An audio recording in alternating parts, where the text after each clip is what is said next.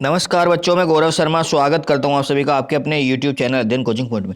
तो दोस्तों, जैसा कि आपको पता है, हमने ग्रुप डी प्रीवियस ईयर की सीरीज चला रखी है और उसके 5 सेट मैं आपको ऑलरेडी करा चुका हूं। आज टेस्ट 6 की बारी है, जो एनटीपीसी और ग्रुप डी के लिए काफ़ी इंपॉर्टेंट साबित हो सकते हैं, क्योंकि आपको पता है नए क्वेश्चन ज़्यादा बनते नहीं है, प्रीवियस ईयर जो है ज़्यादा रिपीट होते रहते हैं। ठीक है, तो ये हमारी प्रीवियस ईयर की सीरीज है। और अगर आपने हमारा चैनल सब्सक्राइब नहीं किया है तो आप जाके सब्सक्राइब कर लें, अध्ययन कोचिंग पॉइंट। मैं यहाँ आपको रोज़ 22, 23, 24 या 25 क्वेश्चन से लेके आता हूँ जो साइंस के लिए इंपॉर्टेंट है। और ये साइंस ही एक ऐसा गेम है जो आपको ग्रुप डी में अंदर और बाहर कर सकता है। ठीक है, और एनटीपीसी के लिए भी खास। ठीक है, चलिए तो हम बढ़ते हैं अपने टॉपिक की ओर। तो पहला क्वेश्चन हमारा है, परमाणुओं से प्राप्त ऊर्जा को क्या कहते हैं। जो परमाणुओं से ऊर्जा प्राप्त होती है उसे क्या कहते हैं।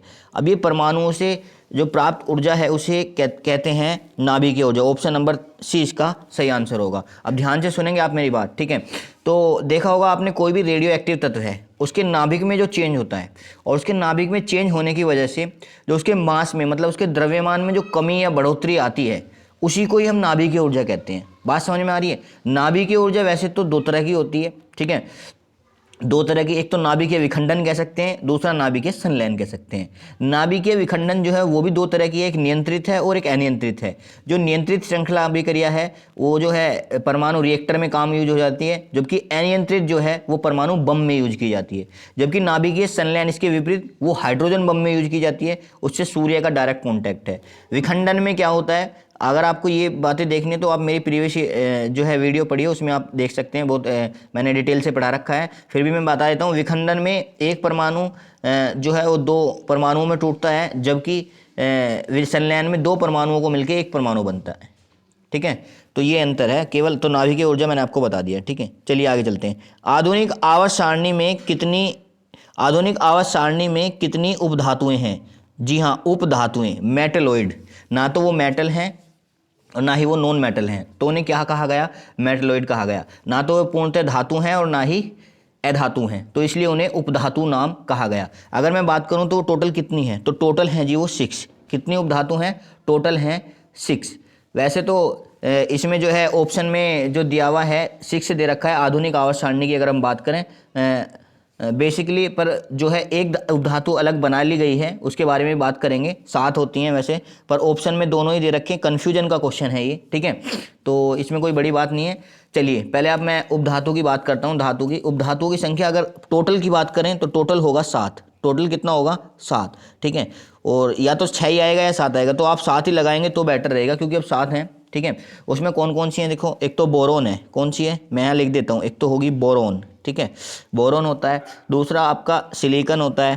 क्या होता है, सिलिकॉन होता है। ठीक है, सेमीकंडक्टर की मैं बात कर रहा हूँ। तीसरा जर्मेनियम होता है। क्या होता है, जर्मेनियम।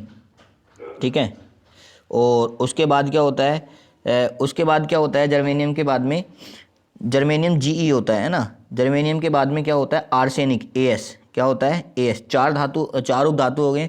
उसके बाद एंटीमनी होता है, एसबी, एंटीमनी। ठीक है, तो boron, silicon, germanium, arsenic, antimony, 5 तो आपकी ये हो गई हैं। ठीक है, और जो छठी होती है वो होती है टेल्यूरियम। क्या होती है, टेल्यूरियम, टीई। और जो 7वीं के बारे में अगर बात करूं वो होती है पोलेनियम। ठीक है, इसका प्रयोग जो ज़्यादातर हवाई जहाज में प्रयोग किया जाता है, बनाने वगैरह में, उसके पार्ट वगैरह बनाने में। ठीक है, तो आप ध्यान देंगे कि टोटल मिला के कितनी होती हैं, 7। तो 6 इसका आंसर नहीं होगा, आप लगाएंगे क्या इसका आंसर, 7। मैंने 7 आपको यहाँ बता दी हैं। ठीक है, चलिए उसके बाद आ जाता है ऑक्जेलिक एसिड। ऑक्जेलिक एसिड का एक प्राकृतिक स्रोत है। ऑक्जेलिक एसिड जो है वो किसका प्राकृतिक स्रोत है, ये आपको बताना है। ठीक है, इसका एक प्राकृतिक स्रोत, कहाँ ऑक्जेलिक एसिड जो है पाया जाता है, ये बताना है आपको। तो इसका सही आंसर हो जाएगा ऑप्शन नंबर बी, टमाटर। टमाटर में ऑक्जेलिक एसिड पाया जाता है। अगर ऑक्जेलिक एसिड के फायदे की बात करें तो कपड़ों से जंग हटाने के लिए इसका प्रयोग किया जाता है। बात समझ में आ रही है, तो टमाटर में पाया जाता है। उसके बाद अगर बात करें खट्टे दूध में कौन सा एसिड पाया जाता है, तो आपको पता होना चाहिए खट्टे दूध में जो है कौन सा एसिड पाया जाता है, लैक्टिक एसिड। चींटी के डंक में कौन सा, फॉर्मिक एसिड, या आप उसे क्या कहेंगे, या तो फॉर्मिक कहेंगे या मेथनोइक एसिड कहेंगे। ठीक है, और इमली में आपको पता ही है टार्ट्रिक एसिड पाया जाता है। ठीक है, और सभी को जैसे सेब में आजकल ज़्यादा पूछ लिया था, सेब में पाया जाता है मैलिक एसिड। क्या पाया जाता है, मैलिक एसिड शेप में पाया जाता है, ठीक है। जबकि सोडा वाटर जो होता है, CO2 जो आप सोडा वाटर बनाते हो, जो गैस ये पहले बनता था अब भी है, तो उसमें कौन सा एसिड होता है, उसमें होता है आपका कार्बोनिक एसिड। कौन सा? कार्बोनिक एसिड, पता होना चाहिए। चलिए आगे चलते हैं। निम्न में से पेशी को हड्डी से जोड़ता है। जी हाँ, पेशी से हड्डी के जोड़ को बताया गया है कि उसे क्या कहा जाता है, ठीक है। तो 4 ऑप्शन आपके सामने दिए गए हैं। पेशी से हड्डी को जोड़ने वाले को क्या कहा जाता है? टेंडन। क्या कहा जाता है? ऑप्शन नंबर सी, टेंडन या कंडरा भी आप कह सकते हो, इसे कंडरा भी कहीं कहीं लिखा आ जाता है, ठीक है। तो पेशी से हड्डी को जोड़ने वाला, तो उसको क्या कहा जाता है? टेंडन। जबकि लिगामेंट क्या है? जो हड्डियों से हड्डियों को जोड़ता है। हड्डियों से हड्डियों को जोड़ने वाले को क्या कहा जाता है? लिगामेंट कहा जाता है। बात समझ में आ रही है? चलिए, उसके बाद पेशी, अगर आप पेशी के बारे में बताएं तो सबसे बड़ी पेशी और सबसे छोटी पेशी और टोटल कितनी पेशियां हमारे शरीर में हैं, उसका आंसर आप कमेंट बॉक्स में बताएंगे मुझे, ताकि मैं आपका कमेंट देख सकूं। चलिए आगे चलते हैं, उसके बारे में आगे बात करते हैं। उत्प्लावन बल। उत्प्लावन बल एक ऐसा बल है, देखो उत्प्लावन बल ऐसा है, जब आप पानी में किसी चीज़ को डालते हो तो जो चीज़ आपने पानी में डाली तो पानी उस पर बल लगाता है ऊपर को, ताकि वो बाहर निकले, ठीक है। अगर उससे निकल पाता है तो वो निकाल लेता है, नहीं निकल पाता है तो नहीं निकालता है। तो उत्प्लावन बल उसी को कहते हैं। किसको कहते हैं उत्प्लावन बल? ध्यान से सुनेंगे कि पहले तो इसके डिपेंड जो है किस पे करता है ये पता होना चाहिए। ये डेंसिटी पे डिपेंड करता है। किस पे डिपेंड करता है? डेंसिटी पे। तो ये एक ऐसा बल है जो वस्तुओं पर ऊपर की ओर एक बल लगाया जाता है पानी के द्वारा। बात समझ में आ रही है? तो अगर हम बात करें फिर एक इसी में एक सेंटर ऑफ बायंसी होता है। सेंटर ऑफ बायंसी मतलब उत्प्लावन केंद्र किसे कहेंगे? तो जितना उस वस्तु ने जल हटाया, जितना उस वस्तु ने जल हटाया उसका जो सेंटर है उसे अब कहते हैं सेंटर ऑफ बायंसी, ठीक है। चलिए, तो इसका जो सही आंसर होगा वो किस पे डिपेंड करता है? मैंने अभी आपको बताया किस पे डिपेंड करता है? घनत्व पे। जितनी ज़्यादा डेंसिटी होगी, भाई डेंसिटी के ऊपर ही तो बात है, कोई चीज़ डेंसिटी से तो रहेगी। अगर उसकी डेंसिटी ज़्यादा होगी तो वो डूब जाएगी, डेंसिटी कम होगी तो ऊपर तैरेगी। तो यही तो चीज़ है। उत्प्लावन बल किस पे डिपेंड करेगा? डेंसिटी पे। जिसकी डेंसिटी ज़्यादा उसी का परिणाम निकलेगा। कम डेंसिटी होगी कोई वस्तु की तो वो पानी पे तैर जाएगी, ज़्यादा की होगी तो वो डूब जाएगी। उसके बाद बात करते हैं 1 किलोवाट। सिंपल सा क्वेश्चन भी आपसे पूछ लिया जाता है। तो 1 किलोवाट क्या होता है? 1 किलोवाट में भाई कितने वाट होते हैं? 1000 वाट। ये तो सबको ही पता है, ये तो सबको ही पता है। 1 किलोवाट 2 किलोवाट के कनेक्शन होते हैं बिजली के, इसमें कोई बड़ी बात नहीं है। और बात करें वाट, वाट किसका मात्रक है? वो शक्ति, पावर का मात्रक है। किसका मात्रक है? पावर का। हाँ, यहाँ मैं आपको एक बात बता देता हूँ, 1 हॉर्स पावर में पूछ लेता है कभी कभी। 1 हॉर्स पावर में कितने वाट होते हैं? 746। ये इंपॉर्टेंट बात है, ठीक है। 1 हॉर्स पावर में कितने वाट होते हैं? 746। पेपर में ज़्यादातर पूछ लिया जाता है कि 1 हॉर्स पावर में कितने वाट होते हैं, ये आपको बताना है। बात समझ में आ रही है? चलिए, उसके बाद बात करते हैं आगे चल के, किसी भी माध्यम का पूर्ण अपवर्तक सूचकांक हमेशा होता है। जो पूर्ण रिफ्रैक्टिव इंडेक्स की बात कर रहे हैं, ये किसकी बात कर रहे हैं? रिफ्रैक्टिव इंडेक्स की, ठीक है। तो ये पूछ रहे हैं उसका रिफ्रैक्टिव इंडेक्स, जो पूर्ण अपवर्तक सूचकांक है या अपवर्तनांक की बात कर रहे हैं, वो हमेशा क्या होता है? वो हमेशा, इसका सही आंसर हो जाएगा ऑप्शन नंबर सी, वो हमेशा 1 से अधिक होता है। 1 से अधिक होता है। आपको पता है कि अपवर्तन के लिए 2 माध्यमों का होना जरूरी है, ठीक है।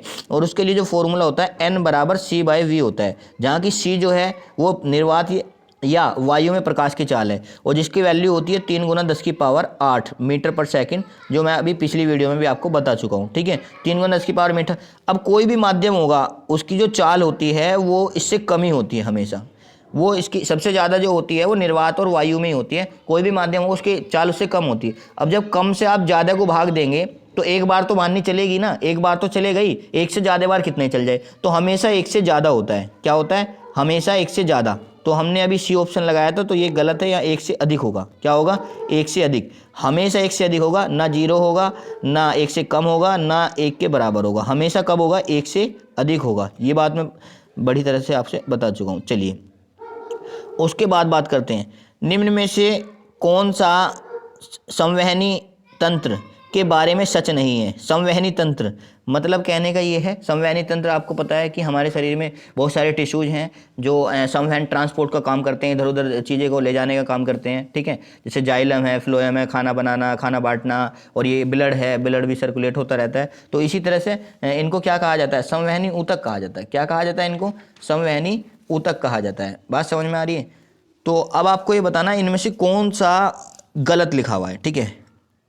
चलिए, तो इसमें लिखा हुआ है कि रक्त जो है सफ़ेद या लाल संवहनी संयोजी ऊतक है, बिल्कुल सही है। ठीक है, लाल भी है और सफ़ेद भी है। सफ़ेद उसके अंदर क्या है, रुधिर और लसिका आपने पढ़ा होगा। ठीक है, उसके बाद बात करते हैं संवहनी तंत्र, क्योंकि संवहनी तंत्र शरीर का वजन लगभग 7.8% होता है। संवहनी तंत्र शरीर का वजन, बिल्कुल हाँ, 7 से 8% तक होता है ये खून, ये इसमें बताया गया है कि मनुष्य का 7 से 8% तक जो है संवहनी तंत्र जो है टोटल वेट का होना चाहिए। ठीक है, उसके बाद बात करते हैं कि एक वयस्क व्यक्ति में 6.8 लीटर रक्त रहता है। 6.8 लीटर रक्त रहता है, क्या ये सही है? इसने पूछा कौन सा सही नहीं है। ठीक है, आपको ये बताना है। तो ये गलत है बिल्कुल, क्योंकि 6.8 तो मतलब लगभग 7 लीटर हो गया, जबकि एक साधारण मनुष्य के में जो 5 से 6 लीटर रहता है। कितना रहता है? 5 से 6 लीटर। तो इसको ऑप्शन नंबर 3 सही आंसर होगा। 5 से 6 लीटर तक जो है ब्लड आप कह सकते हो। ठीक है, जबकि महिलाओं की अगर बात करें तो महिलाओं में आधा लीटर कम रहता है। महिलाओं में आधा लीटर ब्लड जो है कम रहता है। और ब्लड की अगर पीएच की बात करें तो ब्लड का पीएच होता है 7.4। क्या होता है? 7.4। और 7.4 क्या होता है? क्षारीय। तो इसलिए हमारा ब्लड जो होता है वो कैसा होता है? क्षारीय होता है। बात समझ में आ रही है? ठीक है, तो यही काफ़ी है इसमें। चलिए आगे चलते हैं। तो आरबीसी का जीवन काल तो ये तो पता ही है, 115 से 120 दिन होता है, ये सही है। इसे देखने की जरूरत भी नहीं पड़ी क्योंकि वो गलत हो गया। उसके बारे में आते हैं, अभिक्रिया के संबंध में निम्न कथनों में से कौन सा गलत है, ये बताना है। इस अभिक्रिया, एक अभिक्रिया दे रखी है आपको, इसमें से ये बताना है कि इसमें से कौन सी गलत जो है बात लिखी हुई है। ठीक है, 2PbO + C 2Pb + CO2, इसमें ये बताना कौन सी बात इसमें गलत लिखी हुई है इस अभिक्रिया में। ठीक है, तो इसमें क्या हो रहा है, ये कह रहा है जी कार्बन डाइऑक्साइड का उपचयन हो रहा है। ठीक है, या या लेड का उपचयन हो रहा है, लेड का अपचयन हो रहा है, या फिर क्या कह रहा है, कार्बन का उपचयन हो रहा है, या लेड ऑक्साइड का अपचयन हो रहा है। तो कौन सी बात इसमें गलत है?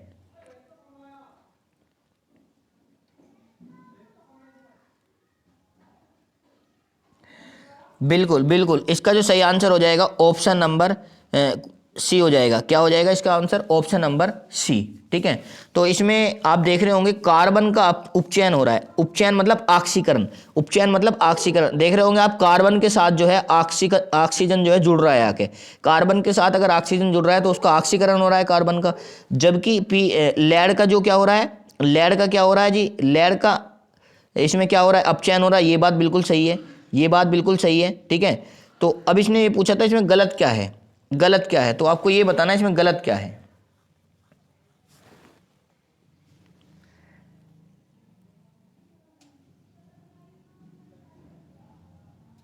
ठीक है, बिल्कुल सही आंसर है इसका सी, बिल्कुल गलत होगा। कार्बन का उपचयन नहीं हो रहा है। ठीक है, कार्बन डाई लेड ऑक्साइड का जो है अपचयन हो रहा है। चलिए बहुत बढ़िया, आगे चलते हैं। पानी के सापेक्ष आणविक द्रव्यमान, पानी के सापेक्ष आणविक द्रव्यमान की गणना करो। आणविक द्रव्यमान क्या होता है भाई, ये आपको पता होना चाहिए, यूनिट में होता है। ठीक है, तो आणविक द्रव्यमान पानी के सापेक्ष कितना होता है ये आपको बताना है। ठीक है, सबको पता है पानी का जो आणविक द्रव्यमान होता है कितना होता है, 18 यूनिट होता है। जैसे कि आप देखो H2O को अगर आप देखोगे तो कितना होता है, 2 × 1 और +16 कितना होता है भाई, इसमें कितने अणु है, इसमें 16 और 2 18, कितने अणु है इसमें? 18। आणविक द्रव्यमान कितना हो गया इसका? 18 होता है। बात समझ में आ रही है? ठीक है, और पीएच की अगर बात करें, इसका पीएच जो होता है वो 7 होता है, ये उदासीन होता है, ये पता होना चाहिए आप लोगों को। बात समझ में आ रही है? चलिए आगे चलते हैं। उसके बाद क्वेश्चन दिया हुआ है कि 1 विलियन में पानी की 320 ग्राम मात्रा में सामान्य नमक 33 ग्राम है। ठीक है, इसका द्रव्यमान प्रतिशत बताइए या विलियन की सांद्रता। तो वही है यार, ये बार बार क्वेश्चन रिपीट होता जा रहा है, बार बार क्वेश्चन रिपीट होता जा रहा है, हर सेट में ये क्वेश्चन आ रहा है और आया हुआ है। तो इसमें विलेय का भार, विलेय का भार कितना होता है जी? 33 ग्राम है। विलेय मतलब कम वाला। ठीक है, और बटे विलियन का भार, विलियन मतलब 320 और 33 दोनों को जोड़ेंगे तो कितना आएगा? 353। कितना आ जाएगा? 353 और मल्टीप्लाई 100। शायद मुझे लगता है ये क्वेश्चन रिपीट है। ठीक है, तो अब जब इसे इससे डिवाइड करेंगे, ठीक है, 33 से कम 33 और ये कुछ बचेगा। ठीक है, जब आप इसे सोल्व करेंगे, सोल्व करके देख लेना। ठीक है, सोल्व करके जब आप देखेंगे तो इसका आंसर आएगा 9.35। 9.35 इसमें दे भी रखा है, तो परसेंटेज में आएगा। किस में आएगा? परसेंटेज में। ऑप्शन नंबर सी इसका सही आंसर होगा। चलिए आगे चलते हैं। निम्न में से कौन MgCl2 मैग्नीशियम क्लोराइड में विलय है? ऐसी कौन सी चीज़ है जो मैग्नीशियम क्लोराइड में विलय है? ठीक है, तो इसका सही आंसर हो जाएगा ऑप्शन नंबर डी, जो जल है हमारा वो मैग्नीशियम क्लोराइड में जो है क्या है, विलय है। ठीक है, अब जल की अगर यहाँ बात करें तो जल में दो तरह की कठोरता पाई जाती है, एक स्थायी कठोरता और एक अस्थायी कठोरता। जो जल की स्थायी कठोरता है वो किसके कारण होती है? वो सोडियम कार्बोनेट मिलाकर जो है आप जो है उसको दूर कर सकते हैं, पहली बात तो। दूसरी बात, अगर उसकी स्थायी कठोरता की जांच करनी है तो वो किसके द्वारा जांच की जाती है? कैल्शियम और मैग्नीशियम के क्लोराइड और सल्फेट लवण जो होते हैं उनके कारण जो है उसकी कठोरता की जांच की जा सकती है। स्थायी कठोरता की मैंने बात करी है, किसमें? स्थायी कठोरता में कौन कौन से होते हैं? क्लोराइड और सल्फेट लवण, क्लोराइड और सल्फेट लवण, ये आपको पता होना चाहिए। क्लोराइड और सल्फेट किसके किसके क्लोराइड सल्फेट? कैल्शियम और मैग्नीशियम, ये तो स्थायी कठोरता। अगर मैं अस्थायी कठोरता की बात करूं, ठीक है, तो अस्थायी कठोरता में क्या होता है? उनके बाइकार्बोनेट जुड़े होते हैं। किसके? कैल्शियम और मैग्नीशियम के बाइकार्बोनेट क्या जुड़े होते हैं? बाइकार्बोनेट, ये आपको पता होना चाहिए, पूछ लेता है। ठीक है, तो स्थायी कठोरता दूर करने के कई तरीके हैं। सोडियम कार्बोनेट मिला के भी आप कर सकते हैं, आसवन विधि द्वारा भी कर सकते हैं आप, और दूसरा परम्यूटेट विधि भी है, जियोलाइट प्रोसेस भी है। ये सब जो क्या है, ये जो है स्थायी कठोरता को दूर करने के तरीके हैं। बात समझ में आ रही है? तो इसका सही आंसर जल था। चलिए आगे चलते हैं। द्विखंडन क्या पूछा है? द्विखंडन द्वारा क्या होता है? द्विखंडन द्वारा प्रजनन, ब्लैंक्स प्रजनन होता है। द्विखंडन बाइनरी वाला, कल ही मैंने आपको बताया पिछली वीडियो में कि बाइनरी वाला, ये जो अमीबा, पैरामीशियम, ये क्या है, इनमें जो है कैसा होता है? बाइनरी होता है, मल्टी होता है, और क्या होता है? बडिंग द्वारा होता है। तो इसका सही आंसर ऑप्शन नंबर 3 हो जाएगा। ठीक है, अमीबा इसका सही आंसर हो जाएगा। कल की वीडियो में मैंने आपको ये सब चीज़ बताया था कि जो इसमें होता है प्रोटोजोआ संघ के जो जितने भी होते हैं उनमें जो प्रजनन की अगर हम बात करें वो अलिंगी और लिंगी दोनों तरीके से हो सकता है। उसमें बाइनरी भी हो सकता है, उसमें मल्टीफिजन भी हो सकता है, और उसमें क्या हो सकता है? बडिंग के द्वारा भी उसका जो है किया जाता है। बात समझ में आ रही है? चलिए आगे चलते हैं। पुरस्थ ग्रंथि से होने वाला स्राव खलिस्तान में प्रवेश करता है। पुरस्थ ग्रंथि जो होती है उससे जो है होने वाला स्राव जो है वो किस में प्रवेश करता है, ये आपको बताना है। ठीक है, तो इसका सही आंसर हो जाएगा ऑप्शन नंबर 1, मूत्र मार्ग। जी हाँ, पुरस्थ ग्रंथि से जो स्राव होता है वो किस में जाता है? मूत्र मार्ग में जाता है। ठीक है, और मूत्र मार्ग से फिर कहाँ जाता है? ये मूत्र मार्ग से जाता है मूत्राशय में। ठीक है, फिर बस टॉयलेट द्वारा इस जो है निकल जाता है। अगर इसकी स्ट्रक्चर की बात करें तो गोल सुपारी की तरह होता है। कैसे होता है? गोल सुपारी की तरह। और इसमें मैं आपको बताऊं दर्जनों नलिकाएं बनी होती हैं, दर्जनों नलिकाएं होती हैं जिनके द्वारा ये सब इकट्ठा होता है। ठीक है, चलिए उसके बाद बात करते हैं हम। किसी वस्तु पर लगाया गया बल 200 न्यूटन है। कितना न्यूटन है? 200 न्यूटन है, और इसका द्रव्यमान जी है कितना? 100 न्यूटन है। तो इसके त्वरण की गणना कीजिए। F बराबर m में तो आपने पढ़ा होगा, इतने सिंपल क्वेश्चन भी आपके आते हैं। F बराबर m में तो 200, यहाँ से a की वैल्यू पूछी है तो 200 और बटे 100 कर देंगे, तो आप 100 से 200 को भाग देंगे, कितना आएगा? 2 और मीटर प्रति सेकंड स्क्वायर जो है इसकी यूनिट होती है 2 मीटर प्रति सेकंड स्क्वायर। तो इसका पहला ऑप्शन ही बिल्कुल सही आंसर होगा, 2 मीटर प्रति सेकंड स्क्वायर। ठीक है, चलिए उसके बाद आता है एक सोलर सेल किससे बना होता है? जी हाँ, सोलर सेल में क्या लगा होता है ये तो मैंने पिछली वीडियो में भी आपसे डिस्कस। देखो रिलेट करके ही क्वेश्चन आते हैं, रिलेट करके ही क्वेश्चन आते हैं, नए क्वेश्चन नहीं बन पाते हैं। ठीक है, तो सिलिकॉन कंडक्टर उसमें लगा होता है। ठीक है, सोलर सेल जो होता है उसमें कौन सा कंडक्टर लगा होता है? सेमीकंडक्टर सिलिकॉन लगा होता है। ठीक है, और सिलिकॉन की बात करें तो इसका और भी बहुत यूज है। सिलिकॉन जो आपने देखा होगा, चिप वगैरह देखोगे गाने वगैरह बजाने की, उस पर भी सिलिकॉन का ही प्रयोग किया जाता है, सिलिकॉन सेमीकंडक्टर का। बात समझ में आ रही है? अभी बताया था मैंने आपको, सिलिकॉन जो है जर्मेनियम, सिलिकॉन, और ये एंटीमनी, आर्सेनिक, पोलेनियम, क्या है ये? बोरॉन, ये क्या है? ये क्या है? हमारे उपधातु हैं। ठीक है, तो बोरोन जो है इनमें कभी कभी उसको नहीं माना जाता, बाकी जो है 7 मैंने आपको बताया। ठीक है, 7 आप लगा सकते हैं। चलिए अभी कह रहा विस्थापन के परिवर्तन की दर को क्या कहा जाता है? विस्थापन के परिवर्तन की दर को। ठीक है, सिंपल सी बात है, विस्थापन के परिवर्तन की दर को। देखो यहाँ परिवर्तन विस्थापन में हो रहा है। ठीक है, तो ये आपको बताना है। 2 चीज़ें यहाँ आपको समझनी होगी। अगर मैं कहूँ देखो, एक विस्थापन होता है, एक दूरी होता है, एक दूरी होता है और एक विस्थापन होता है, ये आपको बताना है। ठीक है, तो अगर मैं यहाँ कहूँगा कि विस्थापन के परिवर्तन की दर को, तो आप इसका आंसर मुझे क्या देंगे? तो आप इसका आंसर मुझे देंगे वेग। अगर मैं कहूँ दूरी के परिवर्तन की दर को, तो आप इसका आंसर मुझे देंगे चाल, मतलब गति। तो यहाँ इसका जो आंसर होगा वो ऑप्शन नंबर 3 होगा, वेग। विस्थापन के परिवर्तन की दर को वेग कहते हैं, ना कि गति। देखो ऑप्शन में गति भी लिखा हुआ है। ठीक है, बात समझ में आ रही है? दूरी परिवर्तन के दर को क्या कहेंगे हम? गति कह देंगे, जबकि विस्थापन परिवर्तन के दर को क्या कहेंगे? वेग कहेंगे। ठीक है भाई, चाल बराबर दूरी बटे समय, फॉर्मूला तो आपने पढ़ा होगा, ये चीज समझनी है, क्योंकि विस्थापन एक क्या है? सदिश राशि है, और ये भी सदिश राशि है वेग।